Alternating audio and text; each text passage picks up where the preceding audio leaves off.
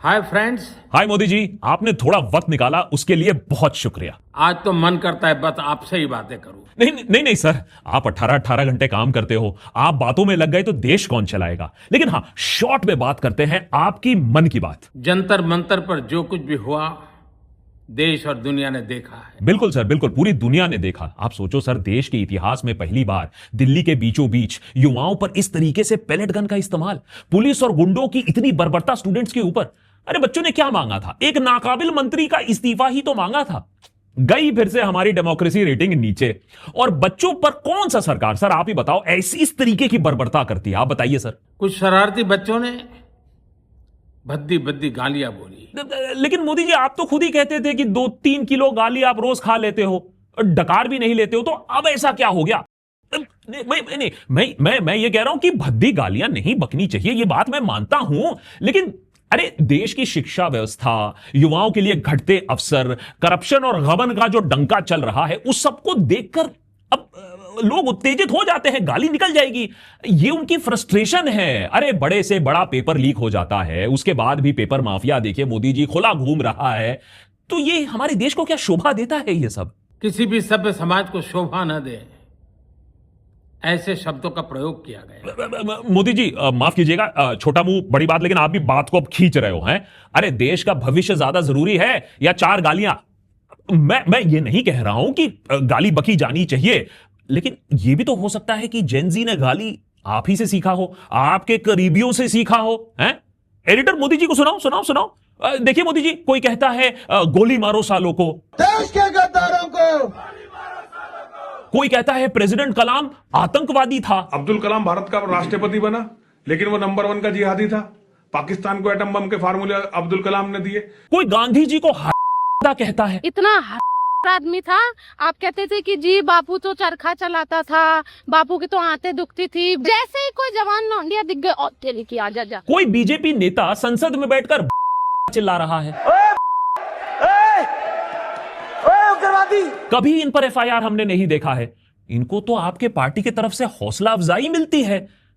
वैसे मोदी जी, आप भी तो कोई कम नहीं हो, विपक्ष को मुजरा कराते हो। इंडिया अलायंस को अपने वोट बैंक की गुलामी करनी है तो करें, उनको वहां जाके मुजरा करना है तो भी करें। मेरा बस कहने का मतलब यह मोदी जी, गाली आपको मिली, लेकिन उससे आगे बढ़े, मुद्दे की बात कर ले। मुझे तो गालियां दी गई, मेरी स्वर्गीय माता को भी गालियां दी गई। न जाने कितना भद्दा स्वरूप था। मोदी जी गुस्ताखी माफ, लेकिन मेरी एक्स गर्लफ्रेंड एक चीज कहा करती थी कि हम कैमरा के सामने बैठने वाले जो प्राणी होते हैं बहुत नार्सिसिस्टिक होते हैं, माने सेल्फ सेंटर्ड होते हैं। माने आप सोचिए कि दुनिया हमसे ही शुरू होती है, हम पर ही खत्म होती है, बाकी सब लोग कॉकरोच होते हैं। मैंने इस फीडबैक को बहुत पॉजिटिवली लिया, सालों तक काम किया एक बेहतर इंसान बनने के लिए। कहने का मतलब मोदी जी ये है कि गाली आपको निजी रूप से नहीं दी गई थी, और कतई आपकी माताश्री को नहीं दी गई थी। आपके सरकार के कारनामों को गाली बकी जा रही थी। अब टूटे हुए पुल हैं, पॉटहोल वाले रास्ते हैं, चुरमुराता एजुकेशन सिस्टम है, गिरता रुपया है, बढ़ती बेरोजगारी है, राम मंदिर में चोरी है, पीएम केयर्स में धांधली है, पेट्रोल में मिलावट है, हर इंडेक्स में देश की रैंकिंग की गिरावट है। इन सब चीजों को गाली पड़ रही थी। अब आप इस पूरे फेलियर का चेहरा हो तो भाषा हो सकती है गलत, लेकिन जो आक्रोश है वो तो जायज है। मोदी जी, इस पर कुछ कहना चाहेंगे आप? लेकिन मैं आज बात करना चाहता हूं कि बचपन में गलतियां होती हैं। यही तो जेनजी आपको समझाना चाहता है कि बच्चे तो छोड़ो, यहां तो बड़े बुजुर्ग तजुर्बेकार नेता बार बार गलती करते रहते हैं, लेकिन अपनी हेकड़ी के चलते गलती मानते नहीं। उधर अच्छे दिन के लालच में मोदी जी, कितने सारे अडल्ट्स, बड़े बुजुर्ग हैं, उनको नचाया गया, उनका उल्लू बनवाया गया, लेकिन गलती कोई नहीं मानना चाहता है। और बचपन में गलतियों से सुधरने का अवसर भी होता है। अरे मोदी जी, बच्चे तो सुधर भी जाएंगे, लेकिन पढ़े लिखे अधेड़ उम्र के जो इंसान हैं, चाहे वो कॉमन सिटीजन हो, सरकार में हो, ये तो अपनी गलती नहीं मानेंगे। अब आप समझिए जेनजी में आक्रोश क्यों है। इसी झूठ और ये जुमलेबाजी के खिलाफ ये गुस्सा है, और यही तो बचपना है। और इसलिए मैं समाज के अंदर जो आक्रोश है उसको भली भांति समझ सकता हूं। अरे वाह मोदी जी, ये हुई ना बात। मैं जानता था कि और कुछ हो ना हो, आप अच्छी तरीके से लोगों की नब्ज खूब पहचानते हो। अब आप समझ जाइए इस आक्रोश का कारण क्या है। अगर आप उसे समझ जाते हो तो देश की समस्याओं का निवारण इमीडिएटली शुरू हो जाएगा मोदी जी, मेरी गारंटी है। एक कल्चरल शॉक है कि हमारी बेटियां इस प्रकार की भाषा कैसे बोल सकती हैं। मोदी जी, बेटियों की भाषा कल्चरल शॉक का मुद्दा नहीं है। मुद्दा यह है कि इस प्रकार की भाषा हमारी बेटियों को क्यों इस्तेमाल करना पड़ रहा है। आप सोचिए मोदी जी, 12 साल के अच्छे दिनों के बाद इतना असंतोष, इतना गुस्सा क्यों है। एजुकेशन ले लीजिए, रिसर्च ले लीजिए, जॉब ले लीजिए, सबको इतना अंधेरा क्यों दिख रहा है। और ये बेटियों की भाषा से इतना शौक क्यों लग रहा है मोदी जी सिस्टम को।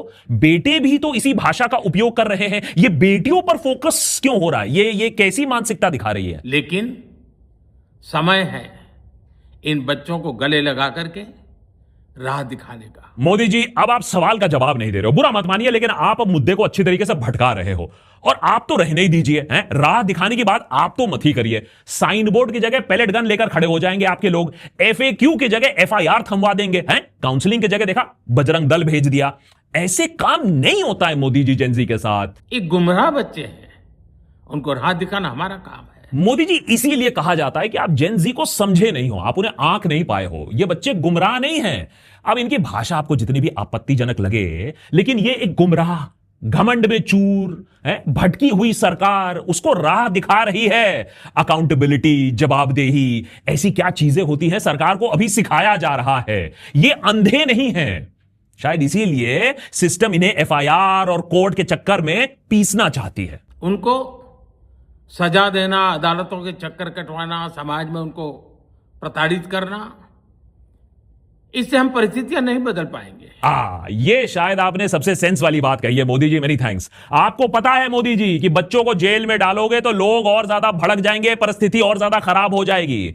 आपका कद वैसे में भी इतना बड़ा है, सीना इतना चौड़ा है, क्या आप उन बच्चों को माफ नहीं करना चाहेंगे? मैं उन्हें माफ करना चाहता हूं। अरे मोदी जी, आप पुरुष नहीं, आप महापुरुष हो, आप नॉन बायोलॉजिकल हो। अरे कंगना और सुनील शेट्टी के लिए वैसे में ही आप पहले से ही भगवान हो। लेकिन मोदी जी, यहां सवाल यह नहीं है कि आप उन्हें माफ करो, सवाल यहां यह भी है कि क्या जेन जी आपको माफ करना चाहता है। जिस तरीके से एजुकेशन का, उनके भविष्य का गला घोटा गया है, वो आपको माफ करने के मूड में नहीं है मोदी जी। समाज भी मेरी इस बात को स्वीकार करे, क्योंकि मेरे मन में एक ही भाव है। कभी कभी दांतों तले हमारी जीभ आ जाती है। Modi ji please please please, दांतों की बात तो आप नहीं करिए। स्किन केयर पर आप इतना ध्यान देते हो और दांतों की ये हालत है। क्या उदाहरण, what example are you setting Modi ji अगली पीढ़ी के लिए। खून निकल आता है, लेकिन हम दांत तोड़ते नहीं है, क्योंकि दांत भी हमारे हैं, जीभ भी हमारी है। मोदी जी, आप दांत नहीं बच्चों की तोड़ रहे हो, और एक बार भी इस बात के लिए आपने माफी नहीं मांगी। अच्छा चलो, माफी तो आप नहीं मांग सकते हो, आपने खेद तक नहीं जताई। अरे मिलेनियल्स ने तो सिर्फ सुना था कि पुलिस गांड में डंडा कर देती है, जेन जी ने तो अपनी आंखों से 4K हाई डेफिनेशन में देख लिया है। इतनी बर्बरता के बाद भी एक संदेश आपसे ना बन पाया, बच्चों के लिए कुछ भी आप नहीं बोल पाए। बच्चे भी हमारे हैं, उन्हें राह दिखाना हमारा काम है। सर, बच्चे आपके नहीं है, आप फकीर किस्म के इंसान हो, आपकी रेपुटेशन अलग है, वो उसको अलग रख दीजिए। लेकिन जेन जी को आप नहीं समझ रहे हो सर। आप उनको व्हाट्सएप दिखा दिखा कर उनकी राह नहीं बदल सकते हो, उनकी राह को अंधभक्ति की तरफ नहीं ले जा सकते हो। अरे ये बूमर और मिलेनियल जनरेशन नहीं है, ये मॉडल अलग है, ये जेन जी वाला मॉडल है, ये वायरस प्रूफ वाला मॉडल है। आप जो बोलोगे, आप जो राह दिखाओगे, उसका उल्टा करेंगे वो। गुमराह को राह दिखाना कठिन होता है, लेकिन कठिन काम हमको करना है। सर ये तो आप धमकी दे रहे हो सर, हमें कठिन काम करना आता है। अरे कठिन काम करने का मतलब होता है स्मार्ट सिटी बनाना, काला धन वापस लाना, मेक इन इंडिया को सफल बनाना, 15-15 लाख रुपए अकाउंट में जमा करना, यह सब कठिन काम होता है।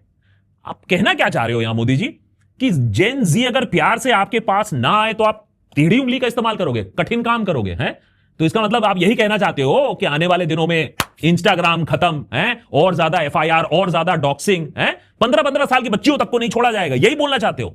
और इसलिए आओ, मैं इन बच्चों को कहता हूं, बच्चों आओ, हम देश के लिए साथ मिलकर के आगे बढ़े। सर बेसिकली तो आप यही कहना चाहते हो, आप बच्चों को कोई ऑप्शन नहीं देना चाहते हो, कि वो चुपचाप आपके साथ आ जाए, क्योंकि आप भी जानते हो कि 2029 इलेक्शन में जेन जी फर्स्ट टाइम वोटर बनेगा, सबसे बड़ा तबका बन जाएगा, इंपॉर्टेंट वोटर बेस बन जाएगा, और अगर ये आपके साथ ना आए तो आपके लिए भारी दिक्कत हो जाएगी। लेकिन मोदी जी, क्या ये इनकी गलती है कि ये इतने इंडिपेंडेंट माइंडेड है, ये किसी की बात नहीं सुनना चाहते हैं? कुछ नया सीखें, गलतियों से भी सीखें, अपने सपनों को लेकर के चल पड़े। देश बहुत आगे बढ़ रहा है, आगे बढ़ने वाला है। सर एक बात बताओ, किस फील्ड में आगे बढ़ रहा है देश है? मैं बच्चों को वही बता दूंगा, उसी फील्ड में वो नौकरी ढूंढ ले। मैंने स्विगी, जोमैटो, आईटी सेल छोड़कर कौन से फील्ड में? अब तो मोदी जी सॉफ्टवेयर फील्ड में भी नौकरी नहीं मिलेगी। एआई रेस में भी हम इतना पीछे चले गए हैं। तो आप क्या एश्योरेंस देना चाहोगे मोदी जी जेन जी को? और आपका भी आगे बढ़ना निश्चित हो, यही मेरा सपना है। सर आपका सपना है कि पार्टी जीतती रहे, आपको फिलिप कोटलर अवार्ड मिलता रहे। यहां मोदी जी बात देश की हो रही है, थोड़ा कोशिश करिए आई मी माई सेल्फ, अपने आप से फोकस हटाकर थोड़ा देश के बारे में बात कर लें। मैं आपके लिए जीता हूं, आपके उज्जवल भविष्य के लिए खपता हूं। यार फिर से आई मी माई सेल्फ। बस बस पूरा देश जानता है मोदी जी कि आपकी खपाई किसके लिए होती है। A1 + A2 = 2AB नहीं, अब तो 56 एक्स्ट्रा 2AB मिल चुका है। उनके उज्जवल भविष्य के लिए तो आपने बहुत खपा है, बहुत काम किया है, लेकिन आम इंसान जो है, आम स्टूडेंट जो है, वो पिस गया है। उनको क्या सफाई देंगे आप जब वो आपके सामने आएंगे? आओ हम मिलकर के देश को आगे बढ़ाएं। आओ गलतियों से सीखो, आगे बढ़ो। मोदी जी 12 सालों से देश आगे ही बढ़ने की कोशिश कर रहा था, लेकिन नफरत और बंटवारे की राजनीति में देश झुलस चुका है। हम पीछे फिसल रहे हैं। यह सबसे बड़ी गलती रही है हमारी। लेकिन मैं जानता हूं इन सब चीजों के बारे में आप बिल्कुल बात नहीं करना चाहोगे। बहुत बहुत धन्यवाद दोस्तों। देखा मोदी जी, चलिए समय निकालने के लिए बहुत बहुत धन्यवाद। लेकिन मैं मोदी जी आपसे एक रिक्वेस्ट करना चाहूंगा। आपकी सरकार बार बार बोलती रहती है कि हम बांग्लादेश नहीं है, हम नेपाल नहीं है, लेकिन गलतियां वही आप कर रहे हो। एक तरफ स्टूडेंट्स का आप मजाक उड़ा रहे हो और दूसरी तरफ स्टूडेंट्स के खिलाफ एक्शन ले रहे हो, उन पर बर्बरता कर रहे हो। नेपाल और बांग्लादेश में एग्जैक्टली यही 2 गलतियां की गई थी। आशा करता हूं यह चीज आप ना करें। जय हिंद।